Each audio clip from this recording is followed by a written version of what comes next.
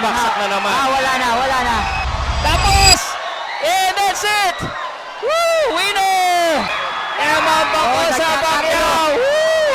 Sino ang mag-aakala na ang batang itinanggi noon ay ang tatapos sa mga kalaban ngayon? Isang lihim na anak, isang apelidong ipinagkait, at isang pusong binuo ng pagmamahal at pangungulila. Akala ng marami hanggang anino na lang siya ng pambansang kamao, pero nagkakamali sila. Dahil sa loob ng ring, ipinakita ni Emmanuel "Eman" Bacosa Pacquiao na may sarili siyang bagsik, sariling bilis, at sariling kwentong dapat pakinggan.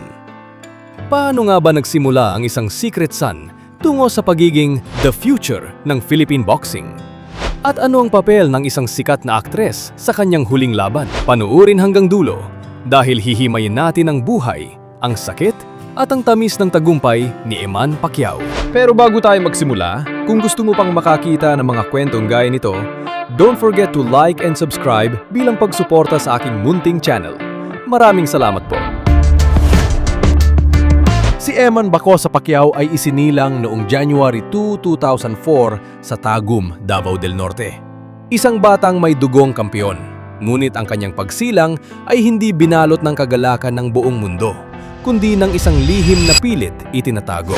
Anak ng 8th Division World Champion na si Manny Pacquiao at ng isang waitress at receptionist na si Joanna Rose Bacosa. Habang ang ama niya ay umaakyat sa rurok ng tagumpay, si Eman ay lumaking malayo sa kinang ng spotlight at lumaking salat sa piling ng kanyang ama. Ayon kay Joanna Rose, ina ni Eman, nagtagpo ang landas nila ni Manny Pacquiao noong March 2003, noong panahong nagtatrabaho pa si Joanna bilang isang waitress sa isang KTV bar at billiard hall sa loob ng isang hotel sa Maynila. Noong mga panahong yon, si Pacquiao ay isang regular na customer sa naturang lugar, at doon na nga tuluyang nabuo at lumalim ang kanilang relasyon. Noong 2006, isiniwalat ni Joanna Rose sa publiko ang kanilang naging relasyon. Makalipas ang ilang taon, bandang 2011 hanggang 2012, muli siyang lumabas upang ipaglaban ang pagkilala sa kanilang anak at ang karampatang suportang pinansyal. Binanggit din niya na nagsampa siya ng kaso laban kay Pacquiao dahil sa hindi pagbibigay ng suporta sa bata. Ngunit ayon sa mga ulat, ang naturang kaso ay ibinasura dahil sa kawalan ng sapat na ebidensya. Sa edad na siyam, habang pinapanood ang laban ng kanyang ama kontra Shane Mosley, doon nagumpisa ang pangarap at pasyon ni Eman na maging isang boksingero. At para makakuha ng karanasan sa boxing, sumabak si Eman sa isang boxing match sa kanilang bayan sa Tagum. At sa isang laro ng tadhana, nakaharap niya ang isa sa mga bumubuli sa kanya sa paaralan. Aniya, nag-uwi siya ng 200 pesos para sa laban na yon, at imbes na gastusin para sa sarili, ibinigay niya ang perang ito sa kanyang ina.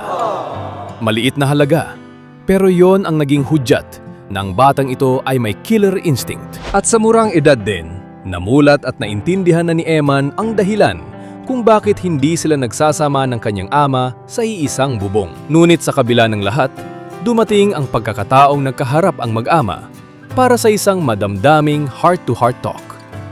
Doon, buong pagpapakumbabang humingi ng tawad si Manny sa kanyang anak. Isang paghingi ng paumanhin na maluwag at buong pusong tinanggap ni Eman. Dahil half Japanese ang kanyang ina, lumipad si Eman patungong Japan sa edad na 12.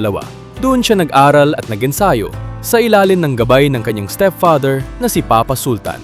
Anya, siya po yung naging father figure namin na nagpalaki sa amin. Doon po namin naramdaman na ganito pala ang pakiramdam ng magkaroon ng tunay na ama. Sa pagtatapos ng taong 2025, opisyal ng ginamit ni Eman Bacosa ang apelidong Pacquiao. Hindi lamang ito basta pagpapalit ng pangalan. Ito ay simbolo ng pagkilala, pagtanggap, at ang pagsisimula ng kanyang sariling legasya sa ilalim ng dambuhalang pangalan ng kanyang ama. Ngayon, maayos na ang relasyon niya sa kanyang tita Jinky, at gaya ng kanyang ama, nananatili siyang matatag sa kanyang pananampalataya bilang isang Christian. Noong September 23, 2023, sa ilalim ng promosyong Manny Pacquiao Presents Blow by Blow, formal na nag-debut si Eman laban kay Jomel Chudiamat sa Mandaluyong College of Science and Technology Gymnasium. Sa kabila ng matinding hype at pressure, umabot ang bakbakan sa dulo ng huling round. Ngunit sa huli, nauwi ang laban sa isang split We draw. have a split draw. Isang napaaga, ngunit mahalagang leksyon para sa batang Pacquiao na ang daan patungo sa tagumpay ay hindi palaging diretsyo. Sa kanyang sumunod na laban noong December 15, 2023 sa General Santos, nakaharap ni Eman si Noel Pangantao sa isang 4-rounder bout, habang ang kanyang amang si Manny Pacquiao ay nakamasid sa ringside. Ito ang nagsilbing kauna-unahang pagkakataon na nakitang magkasama sa publiko ang mag-ama matapos ang kanilang pagkakasundo noong nakaraang taon. At hindi binigo ni Eman ang kanyang ama. Nagpakitang gila siya at tinapos ang laban sa loob lamang ng 32 seconds ng unang round. Pangantao attacking Eman Bacosa. Bumagsak si Pangantao. Eman Bacosa scoring a knockdown. Hindi na yata tatayo to. It's over! It's over! Matapos ang impresibong panalo, agad siyang tumungo sa ringside upang yakapin at halikan si Manny at inialay ang kanyang tagumpay sa kanyang ama. Ang laban na ito ay naganap 2 araw lamang bago ang kaarawan ni Pacquiao, isang perpektong regalo para sa pambansang kamao. Bago sumapit ang malaking yugto ng kanyang karera, nakabuo si Eman ng matinding record na 6 wins, 0 losses at 1 draw kasama ang 4 na knockouts.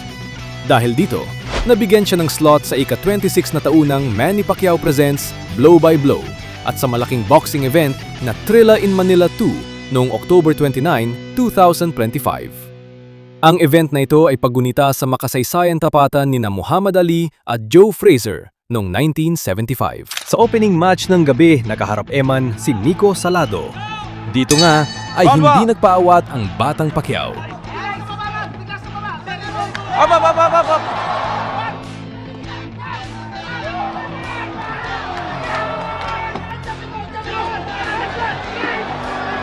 No holding, Eman. No. Last bet.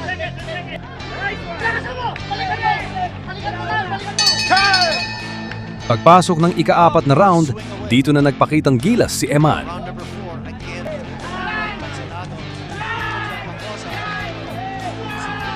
Isang mabilis at mapanirang kaliwa ang tuluyang nagpahalik sa lona kay Salado. I think that's a knockdown.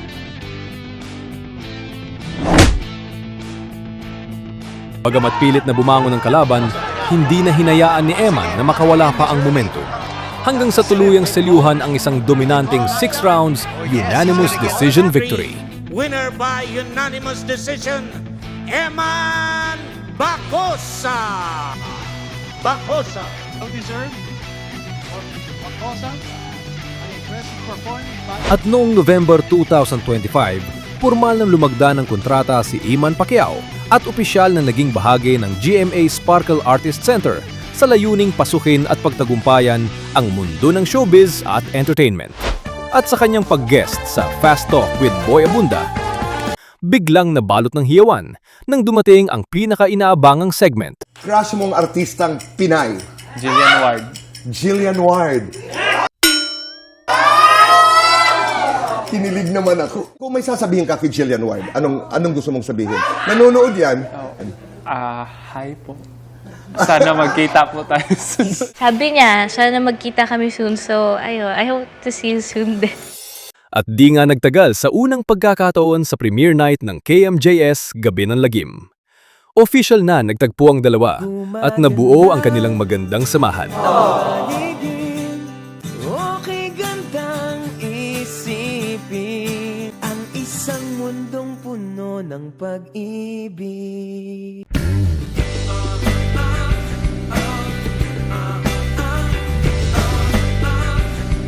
Welcome to GMA. And I pray na hindi ka magbago. I pray po na he stays true to himself, very godly, and may God bless him always. Noong February 28, 2026, hindi lang ang pangalan ng kanyang ama ang bitbit ni Eman Pacquiao. Bitbit din niya ang inspirasyon mula sa isang espesyal na panauhin na nagpabilis sa tibok ng kanyang puso. Dahil sa harap ng nagbubunying crowd, hinarap ni Eman ang Indonesian fighter na si Reynold Kundimang. Pero mula sa unang tunog ng kampana, tila ba nasa ibang level ang batang Pacquiao. Counter lang ang nakalaban, ano? Yun, nakatama, sir. Yun! Huwag suntok, pero tinanggap lang niya. yan. Oo, yun. Dahil hindi lang isa, kundi 5 beses pinahalikan ni Eman sa lona si Kundimang. Ang bawat knockdown ay tila ba isang sining ng pagpapakitang gilas. Oh, ayan na!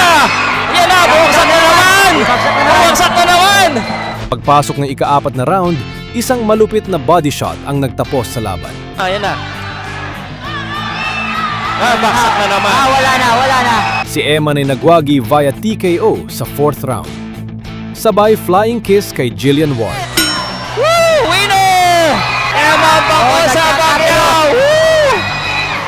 Anong aral ang mapupulot natin dito? Ang kwento ni Eman ay patunay na hindi mahalaga kung paano ka nagsimula o kung sino ang tumalikod sa'yo nung una. Ang mahalaga ay kung paano ka bumangon at lumaban para sa iyong sariling pangalan. Hindi mo kailangang maging aninulang ng iyong ama. Kailangan mong gumawa ng sarili mong marka sa kasaysayan. Puro ka ba reklamo sa buhay dahil wala kang suporta?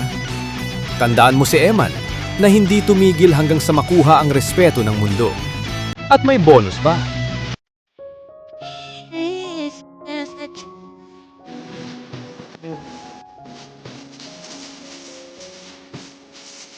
Sana ay nagustuhan ninyo ang ating kwento. Kung may suggestion kang content na gusto mong mapanood, i-type mo na sa comment section. Sisikapin nating isunod sa ating channel. Mag-subscribe ka na rin. Libreng nude lang, wala pang monthly bill, di tulad ng iba dyan. Hanggang sa susunod nating kwento, ito ang Beyond the Game. Maraming salamat.